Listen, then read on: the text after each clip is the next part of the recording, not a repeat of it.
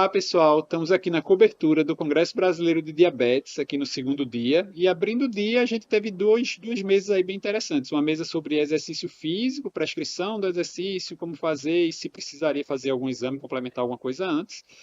E também uma mesa sobre avaliação cardiovascular, né? Então, a avaliação cardiovascular não é tanta novidade assim, só que a mesa foi avaliação cardiovascular no diabetes tipo 1, né? Essa seria a grande diferença, a grande novidade, né? E a gente está aqui com Priscila, que é nossa monitora, trabalha com a gente no curso do TIM, e Priscila assistiu essa mesa aí sobre exercício, sobre avaliação cardiovascular, né? Exercício a gente vai falar já já. Então, a avaliação cardiovascular no DM1, Priscila, qual a importância? A gente sabe que o DM2 tem essa associação muito grande de mortalidade em relação à doença cardiovascular. No diabetes tipo 1, acho que segue a mesma regra, mas como é que a gente faz isso aí? Perfeito. Acho que o primeiro ponto é falar que o risco cardiovascular no paciente com diabetes tipo 1 é muito subestimado, é muito subvalorizado, subtratado, subavaliado. Então, a gente precisa ver a importância disso. A gente sabe que o paciente que tem diabetes tipo 1, ele tem uma perda de expectativa de vida, quando comparado com a população em geral, de cerca de 10 anos. E isso quando a gente compara o DM1 com o DM2, o DM1 ainda tem uma perda adicional, ainda são 3 anos de vida, de expectativa de vida perdidos. Então, a gente precisa olhar com muito carinho para o risco cardiovascular do nosso paciente. E a gente sabe, né, que o paciente com diabetes tipo 1 é uma população muito heterogênea. Temos aqueles pacientes que não vão ter aqueles fatores de risco cardiovascular clássicos, outros vão ter. A gente tem a prevalência de sobrepeso, obesidade aumentando na população em geral, e o paciente com diabetes tipo 1 não está isento disso. Mas um fator assim que é comum, né, a todos os diabéticos tipo 1 é o controle glicêmico, que é essencial.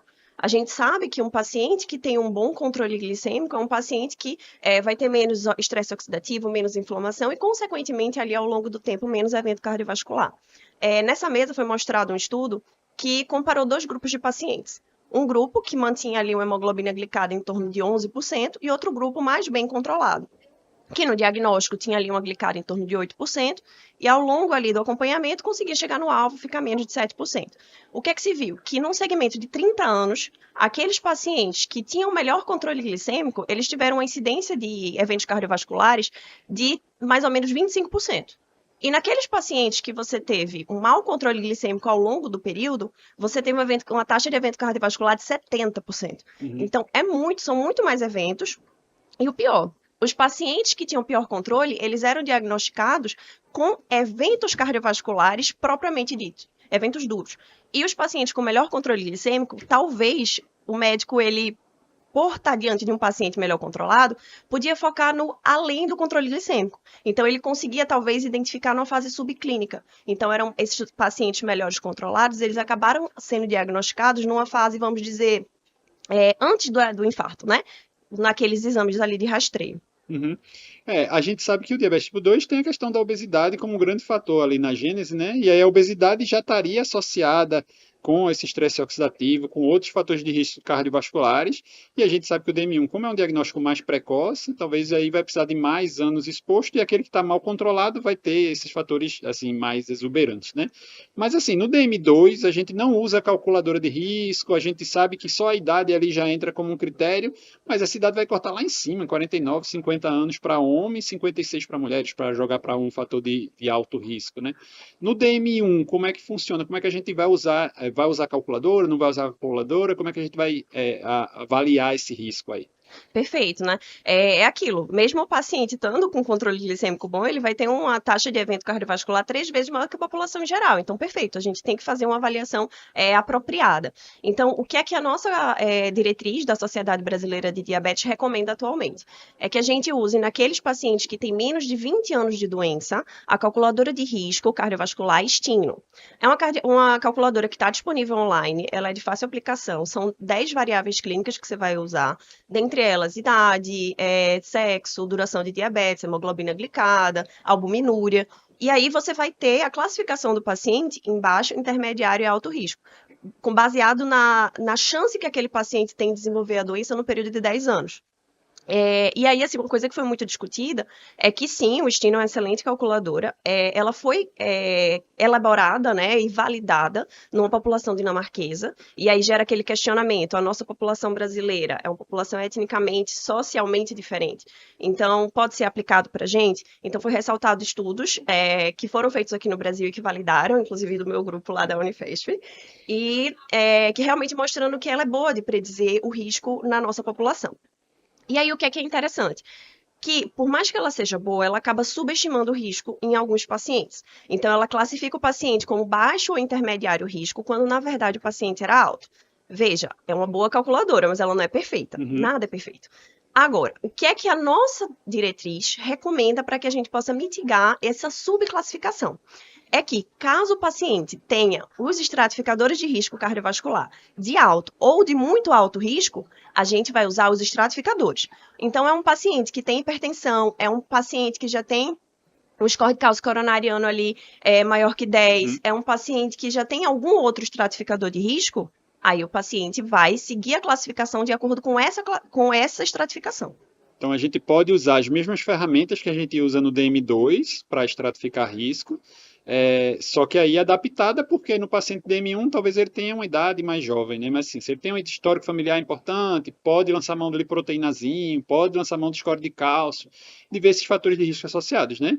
Caso não tenha, a gente vai usando a calculadora de risco cardiovascular, score, e caso chegue naquele tempo, né, 20 anos de diagnóstico, depois dos 18 anos, aí ele classifica também para alto risco, porque aí já estaria muito tempo exposto à condição do diabetes tipo 1, né? Então, isso aí vale muito a pena a gente avaliar, porque a gente tem muito paciente com diabetes tipo 1 e que acaba subtratando essas outras condições. Para quem não sabe, a doutora Priscila apresentou esse trabalho do grupo dela lá no Congresso Europeu, tá? Tem na nossa página, então a palavra aqui tá bem abalizada, viu? Eu tô aqui só acompanhando.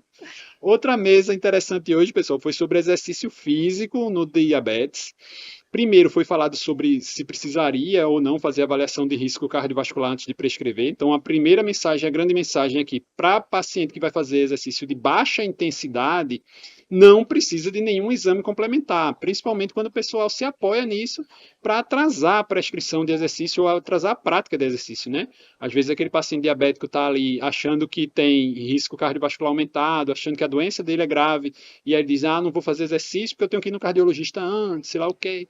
Mas para aquela paciente, aquela atividade de baixo risco, aquele paciente que vai fazer caminhada 5 vezes na semana, aquela recomendação de você completar os 150 minutos, pode fazer sem medo.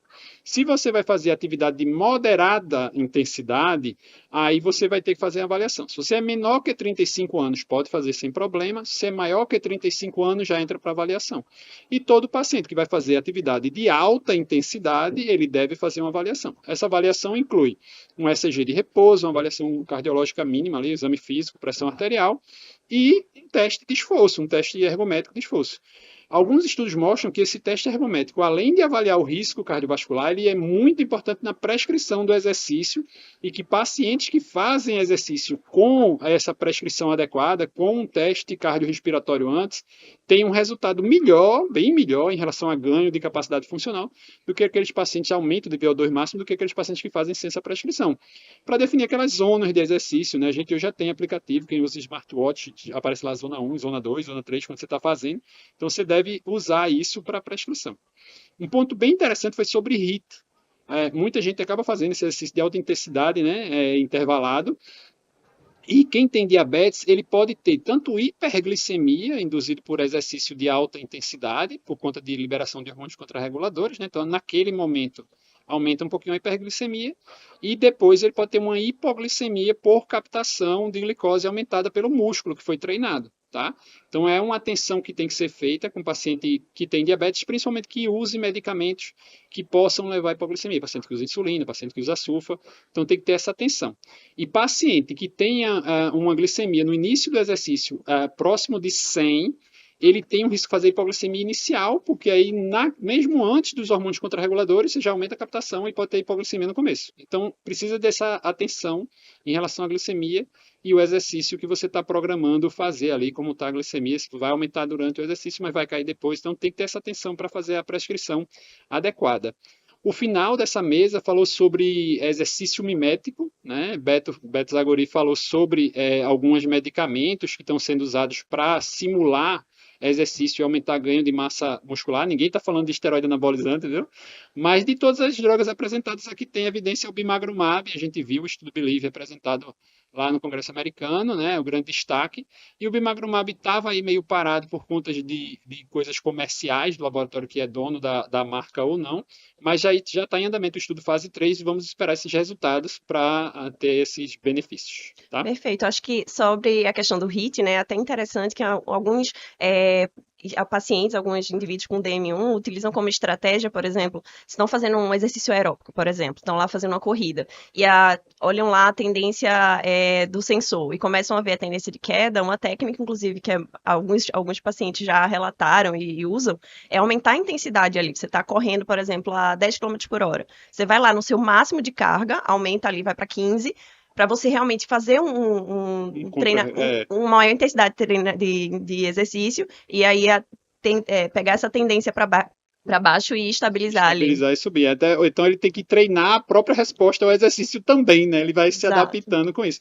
E é bem interessante que quem faz exercício, e principalmente no contexto de diabetes tipo 1, é bem importante usar os monitores contínuos, né? Porque você vai ver como é que sua resposta, vai ver como é que funciona. Acho que é bem, bem legal. Bom, pessoal, era isso aí que a gente queria trazer para vocês dessa primeira mesa. Espero que vocês tenham gostado e qualquer dúvida manda para a gente que a gente vai responder aí nos comentários, vai responder para vocês individualmente. E acompanhe a cobertura do AF Endocrino Papers aqui no Congresso de Diabetes.